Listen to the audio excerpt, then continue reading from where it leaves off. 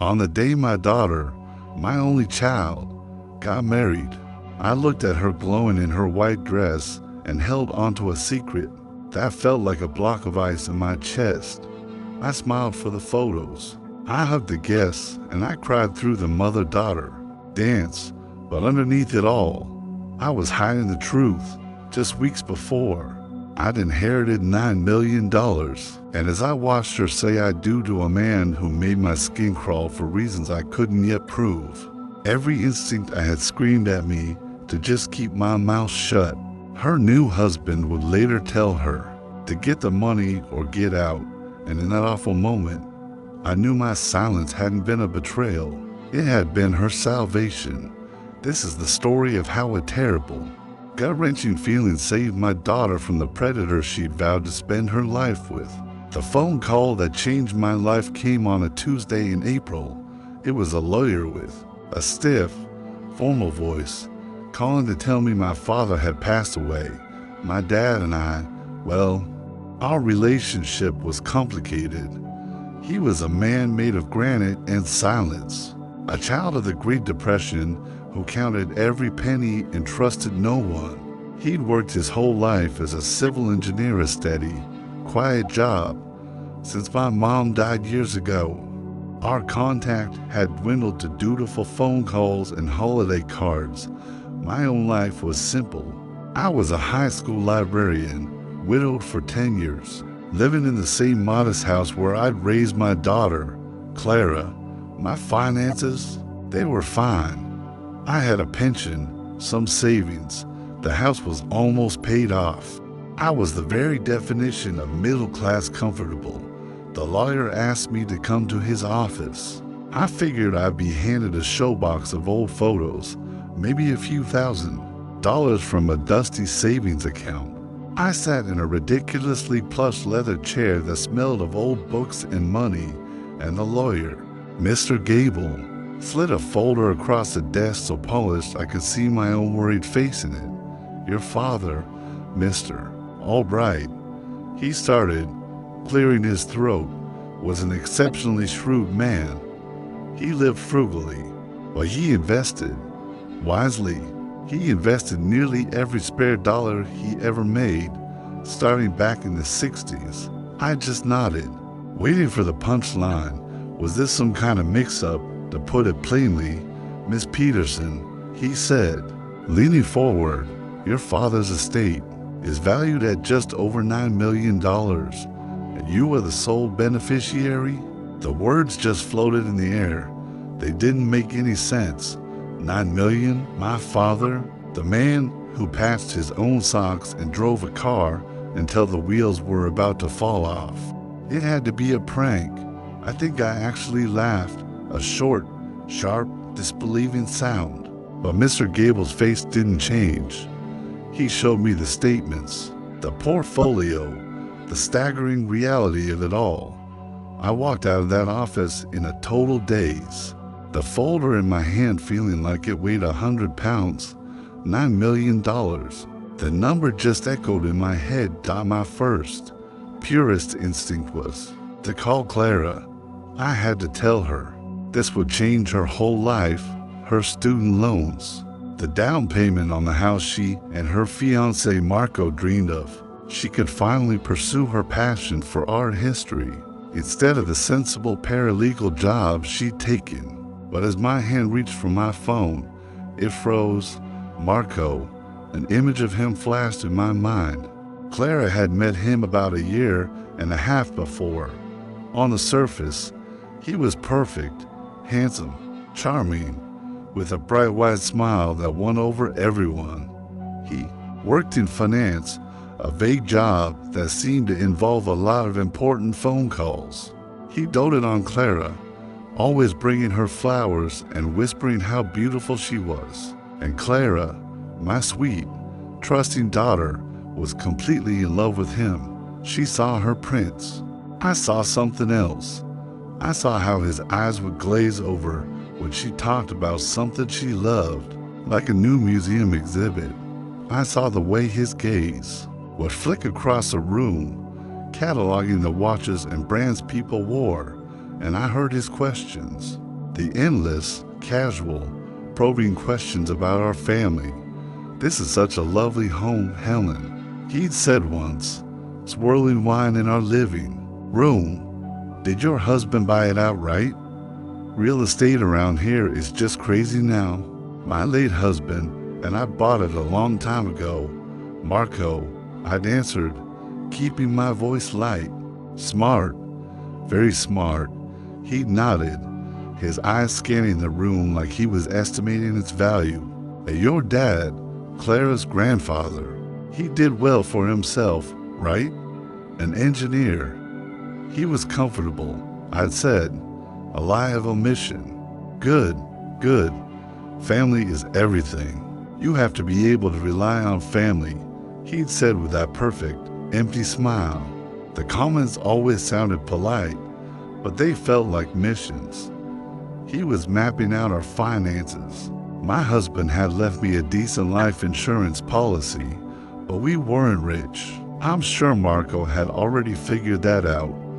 He seemed to have a sixth sense for the smell of money, and I think he was deeply disappointed by the modest scent our family gave off. It was this feeling, this deep, unshakable unease, that made me put my phone away. The wedding was just 3 months away. Clara was lost in a world of flowers and seating charts.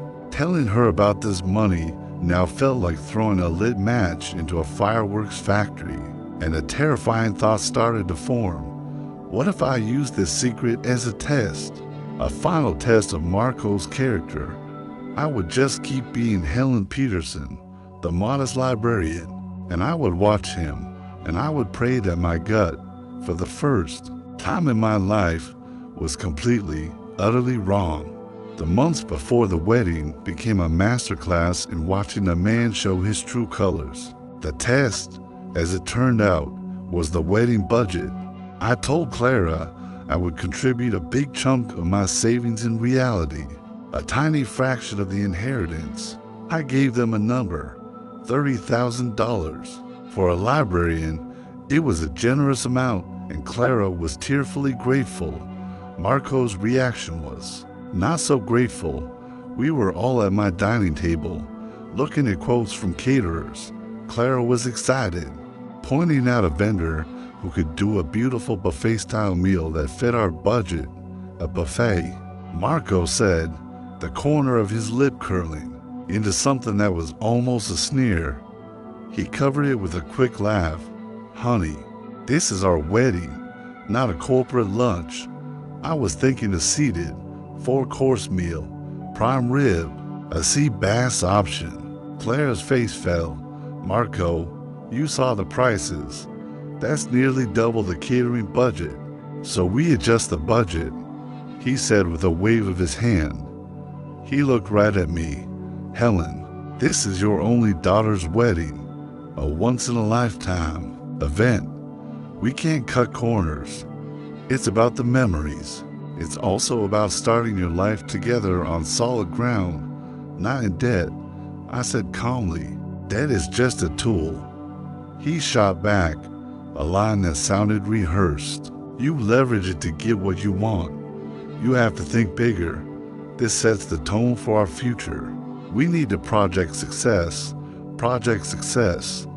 He wasn't talking about celebrating love. He was talking about putting on a show for who? His finance buddies, his parents, with their sprawling McMansion and matching luxury cars. He didn't offer to pay for any of it himself, of course, citing a temporarily tied-up portfolio. The fights kept coming. He wanted a trendy, expensive downtown loft. We found a beautiful, affordable garden. He wanted a 9-piece band. We budgeted for a DJ. Every time I gently held the line on the budget, I saw a flicker of resentment in his eyes. He wasn't just disappointed. He was offended that his grand vision was being blocked by my small-minded, middle-class budget.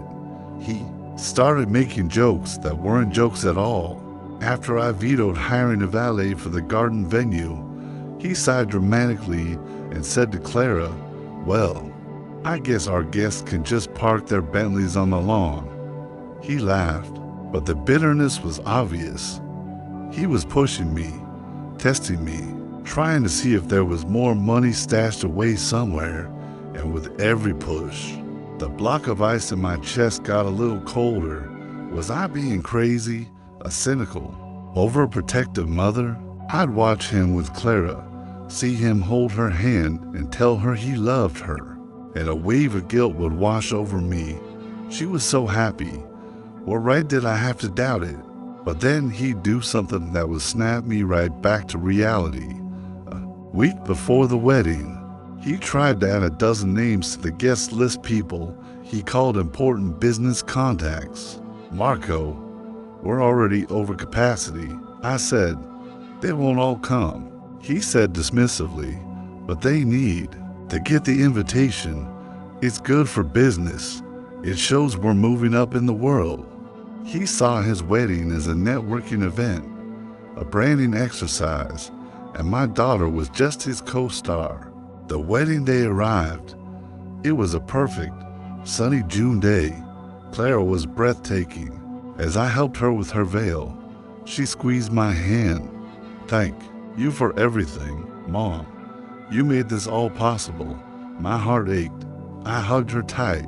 I would do anything for you, sweetheart. You know that, and I meant it. Keeping this $9 million secret was the hardest thing I'd ever done. But when I looked over her shoulder and saw Marco in the doorway, checking his reflection in the mirror with a self-satisfied smirk, I knew with a chilling certainty that it was the right thing to do. I was protecting her. I just didn't know from what yet. The wedding was beautiful, mostly because Clara's joy was so radiant it could have powered a small city. I played my part, smiling and making toasts. I watched Marco work the room, his hand possessively on Clara's back, introducing her to his important guests. He was a performer on his opening night. During the reception, a conversation with Marco's uncle cemented all my fears. He'd had a bit too much champagne and clapped me on the shoulder. That boy, Marco, he slurred. He always knew how to play the long game, always had his eye on the prize. He told me a year ago, Uncle Rick, I'm going to marry a girl from a good family, a stable family, no drama, good stock. He's a planner, that one, good stock. It sounded like he was talking about a racehorse, not my daughter. The uncle meant it as a compliment, but it felt like a confession. Marco hadn't fallen in love. He'd made an investment. They came back from their 2-week honeymoon, and in my wedding gift hand, the change was immediate. The show was over. The charming fiancé was gone, replaced by a sullen, entitled husband. The first bomb dropped about a month later. Marco announced he was quitting his job. The culture is just toxic. He told Clara over dinner at my house, my boss is an idiot. No vision. I can't grow there. Oh, honey, that's terrible, Clara said, her face full of concern. Do you have something else lined up? I'm working on it, he said vaguely. But what I really need is seed money to launch my own consultancy firm. I have the contacts, the ideas, just need about $100,000 to get it off the ground. I nearly choked on my food. He said it so casually, like he was asking for the salt. Clara looked at him, then at me, her expression hopeful. This was it. Well, starting a business is a big step, I said carefully. Have you written a business plan? Marco scoffed. Helen, this isn't a college project. I know what I'm doing. I was hoping to keep it in the family. He smiled, but his eyes were like steel. I didn't take the bait. The temperature in the room dropped 20 degrees. He was silent for the rest of the night, his jaw tight with fury. From then on, the pressure campaign started. He'd leave pamphlets for luxury cars on the coffee table. He'd sigh dramatically while scrolling through multi-million-dollar homes on Zillow. One day, baby, he'd whisper, loud enough for me to hear. One day, he weaponized my daughter's love. He'd get moody and withdrawn, telling her he was crushed by stress. Clara, my sweet empath, would absorb all his fake misery. She started calling me, her voice hesitant. Mom, Marco's so unhappy. He feels like a failure. He was wondering. He said he'd pay you back with interest. Of course, if you could just help us with a down payment on a condo. This was the worst part. He was using her, turning my daughter into his messenger. It was emotional blackmail. Each time, I had to make an excuse. Honey, my money is tied up in retirement accounts. The penalties would be huge. Clara, I have to think about my own future, too. Each excuse felt flimsy and selfish, and I could hear the hurt in her voice. Our relationship, once so easy, was becoming strained. He was driving a wedge between us, and it was working. I felt like I was losing her. And then it all came crashing down one rainy Sunday, 6 months after the wedding. My doorbell rang. It was Clara, drenched and sobbing. What happened? I asked, pulling her inside. She could barely speak. We had a horrible fight. About what? She took a shaky breath. About money. About you. I told him he had to stop pressuring you. I told him I loved him, not what he could buy me. And what did he say? I asked, dreading the answer. Clara looked at me, her eyes filled with a dawning horror. Her voice dropped to a whisper. He got this look on his face, so cold. He said. She choked on a sob. What did he say, honey? She looked right at me. He said, I didn't marry you to live in this pathetic apartment and watch your mother pinch pennies. I know for a fact your family has money. I did my research. Your grandfather was loaded. She's sitting on it, and I'm done waiting. You go to her and you get that money, or you can get out. There it was, the brutal, unvarnished truth. Leverage. That's all she was to him. Research. He had investigated my family. I felt a wave of white-hot rage, but it was followed by a profound, heartbreaking relief. I wasn't crazy. I wasn't a cynical mother. I was right. My gut had been screaming the truth at me all along, and thank God I had listened. In that moment, watching my daughter's world crumble, my purpose became crystal clear. My priority was no longer hiding a secret. It was healing. My child. I just held her as she cried. I didn't say I told you so. I didn't list all the red flags. She just needed her mom. After her sobs quieted, I made her tea, sat her down at the kitchen table, and took her hands. Clara, I said calmly, he's a monster. But he was right about one thing. She looked up, confused. What? My father left me money, I said softly. A lot of money. He left me $9 million. The color drained from her face. She just stared at me. What? Why didn't you tell me? She whispered, so. I told her everything. The phone call, my disbelief, and my painful decision to keep it a secret. I laid out every single red flag Marco had ever raised. His probing questions, his dismissive comments, his obsession with projecting success, the conversation with his uncle. As I spoke, I could see the pieces clicking into place behind her eyes. Her memories were being reframed by this terrible new truth. His impatience, his disappointment, his constant talk of money. It wasn't the stress of a new husband. It was the frustration of a gold digger whose investment wasn't paying off. The hurt in her eyes slowly hardened into anger. He was playing me, she said, her voice barely a whisper. The whole time. Yes, I said, and I am so sorry I couldn't protect you from the hurt. But I could protect you from total devastation. If he had known about that money, he would have never let you go. He would have drained us both. dry and left you with nothing. She nodded, tears welling up again.